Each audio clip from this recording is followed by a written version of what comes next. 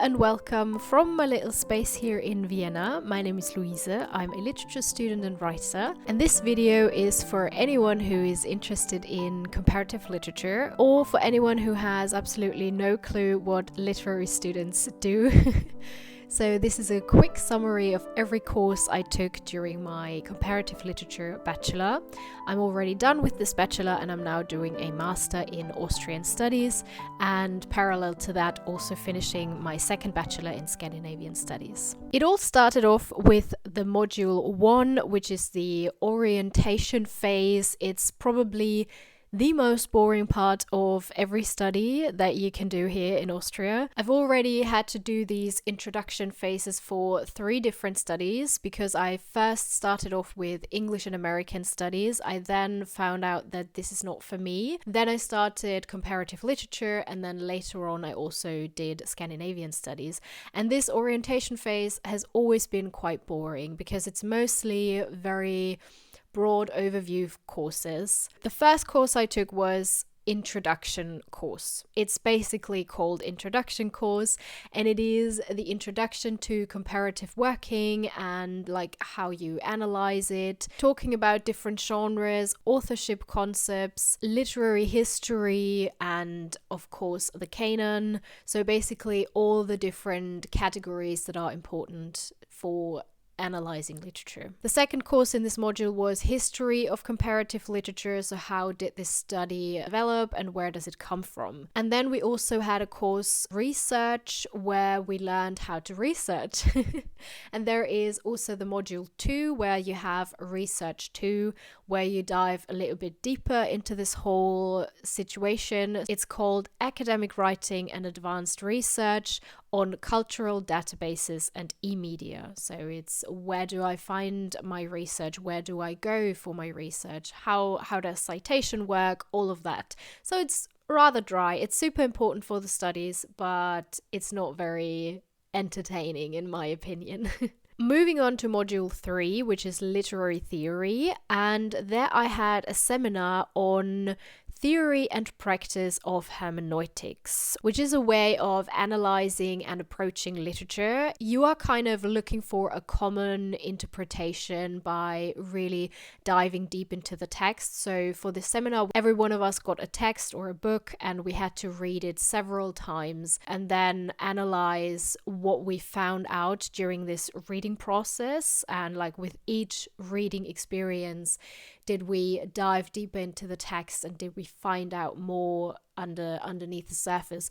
The sad thing was that I got a text that I absolutely hated, or I had read this book before. It's called Gut gegen Nordwind by Daniel Glattauer, I think. And I remember my professor saying something like, yeah, this is a perfect read for the beach or something like that. And it is an interesting story if you are into love stories and such, but it's not worth reading it several times and then analyzing it to a deeper level. In this module, I also had a lecture on literature and psychoanalysis. My professor summarized this course as followed: Freud also dealt with literature and the visual arts and understood them both as illustrations and as evidence or as patterns of interpretation of his own theory.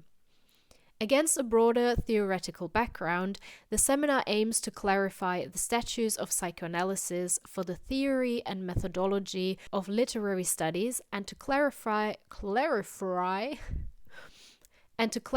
Freud's understanding of literary texts. Module 4 was literary transfer. I had a seminar on functions of visual arts in fictional literature. So basically intermediality when literary works mention art in their stories, and it was very interesting. We also went to different museums to see the art that was portrayed in different stories. I really like that. My seminar topic was art citation in Nelly Sachs' work, and Nelly Sachs was an Austrian author and poet. She had to flee during the Second World War to Sweden, and she also won the Nobel Prize for Literature in 1966. A second seminar I did in this module was Word and Music Studies. I love this so much because it also brought in pop culture a little bit more, which is like, I would say the comparative literature department in Vienna is still very much Eurocentric and classical. Like, their focus is still very classical, depending on what professors you have. But I like this different perspective, and I wrote my paper on Patti Smith and William Blake because Patti Smith has an edition. I think I have it here. Hold on. Here is a poem collection by William Blake selected by Patti Smith, and Patti Smith also wrote poems referencing William Blake. I think I have it here. Auguries of Innocence, poems by Patti Smith. And I absolutely love Patti Smith. She is so incredible. Her work resonates with me so much. Her art and her poetry, the way she describes the world. And I did a comparison of the poems by William Blake and Patti Smith. There was also a lecture I did for this module. There are usually 1 or 2 seminars and 1 or 2 lectures that you have to do for each module. And here I did comparative literature, history, and concepts, which is mostly literature history, very much focusing on the Goethe era, then going through what is the canon, what is world literature, narratology, mythology, gender, reception research. So basically the big literary concepts that you deal with in this study is explained, and also different tools and terms over the centuries.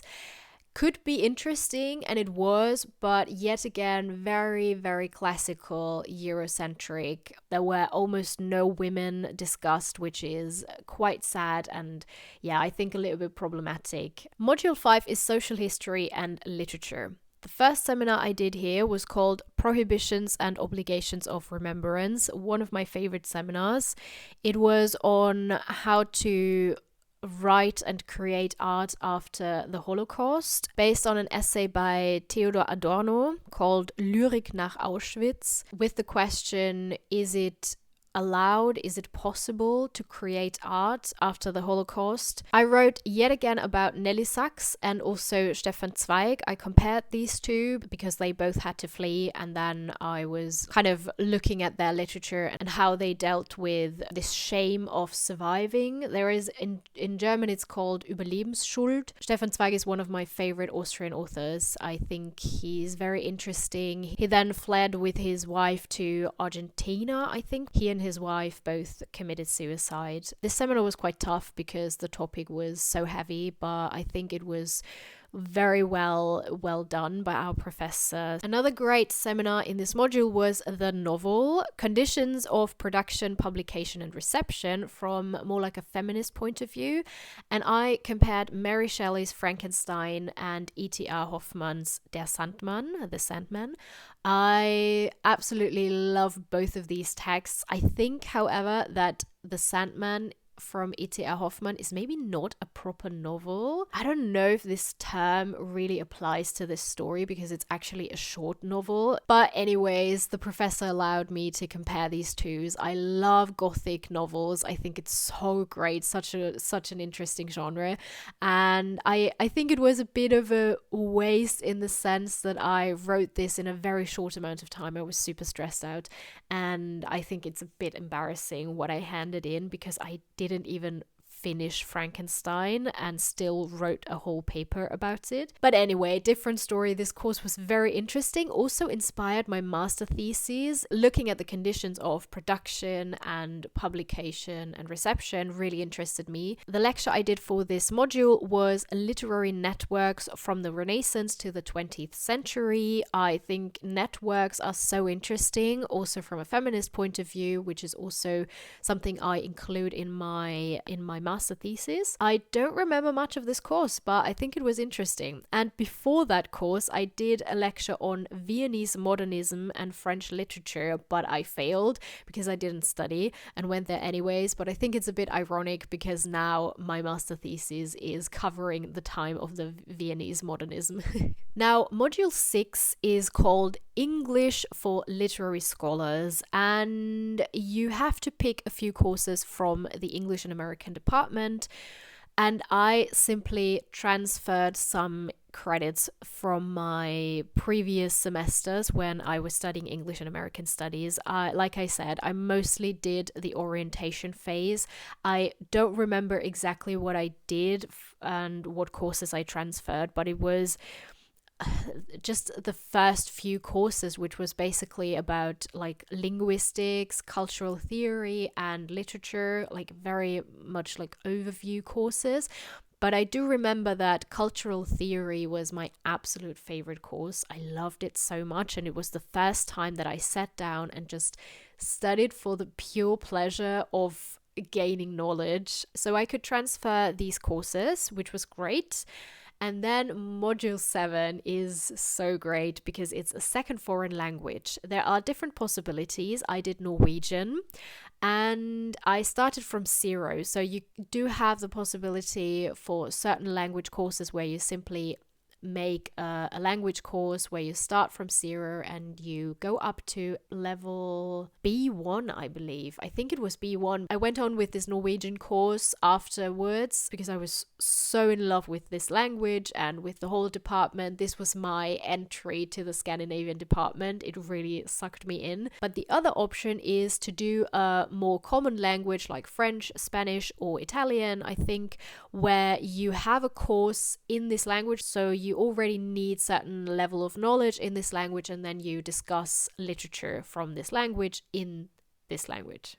We're now coming to this kind of chosen module where you have different options and you have to pick one. I was a bit limited to my options because I went on an exchange semester in Scotland, St. Andrews, and I only had very specific courses that they would transfer to the University of Vienna. So I had to pick the module 9, reading literature. And I did a course on short stories, which was not focusing on any specific language. I did like this course, but it was not my first choice. Basically, anything I did in St. Andrews wasn't my first choice because transferring the courses and getting the credits for it was so difficult, but this is what I ended up with. And another course on disease and disability in literature. We read like Albert Camus, The Plague, or we should have read it, but I was completely overwhelmed, so I didn't read the full book. I'm now rereading it. There is another module that you could do, which is Applied Literature Studies, and I am highly recommending this module, and if I hadn't gone on an exchange semester, I definitely would have done it back then. And it is the internship at the library of the comparative literature department, and you also have some courses where you learn about publishing houses and PR, so it's very much praxis oriented, which is amazing. And after I already finished my bachelor, I couldn't stop thinking of this internship at the library, so I did it afterwards when I was already done with my bachelor. I didn't need the credits anymore, but it was a great experience. I then had to write 2 bachelor theses. The first one was about Eastern European avant-garde. Very interesting, very much my time. And I wrote about Emmy Hennings and Elena Guro. Emmy Hennings is not Eastern European, but I did a comparison there, which was very interesting. 2 very special women. I loved writing and researching about them. And my second bachelor thesis was about unreliable narration. I really do like the topic, but I had a bit of a struggle with my professor because I ended up with 2 short stories. You might know them. It's The Yellow Wallpaper by Perkins Gilman and The Shutter of Snow by Emily Holmes Coleman. And I think these 2 short stories are absolutely fine. They are great, but I was not keen on writing about them because I initially wanted to write about Alias Grace by Margaret Atwood. And I still think that it would have been very great to write about this and analyze it and see how the protagonist of the story is actually an unreliable narrator. But I promoted this idea to my professor and he didn't know the story, and I think I didn't do a very good job because he was like, nah, he doesn't think it's suitable. Maybe any one of you read the book or saw the series and has an opinion on this, because I think it would have been so suitable. And now you might think we're coming to a close because I already talked about my bachelor thesis, but no, there is still a very big amount of credits that you have to do as an extension curriculum. I think it's 60 ECTS points. You usually pick an extension from a different department. Then there are sometimes more or less courses that you can pick from there. It's usually all lectures. And then there is also an option of 15 ECTS that you can just randomly put together the way you like it. It's called an alternative extension. I simply took random courses from my English and American Bachelor and transferred them to this extension. And the rest of the credits, I did a history extension. I think it was 30 ECTS.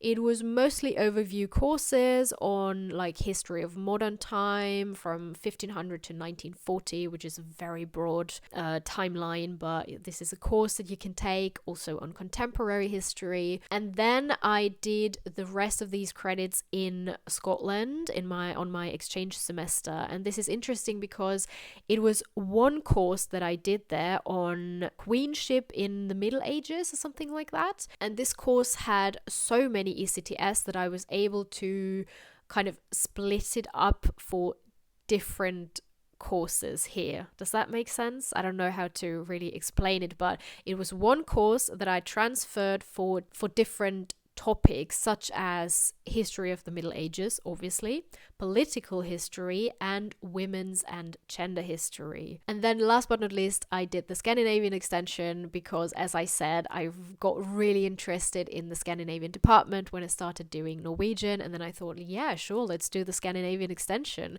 I did an introduction to Scandinavian literature and cultural studies, which was a very broad and overview. Then I did a course on Karen Blixen. She is a Scandinavian author with many pseudonyms, very interesting person, love it. And one lecture on the Viking culture, also very like an overview, but I did enjoy it a lot. One more thing that you have to do is Latin. I actually had Latin at school, but they said, nah, that's not enough. You didn't have enough hours per week. So I had to do the whole exam again.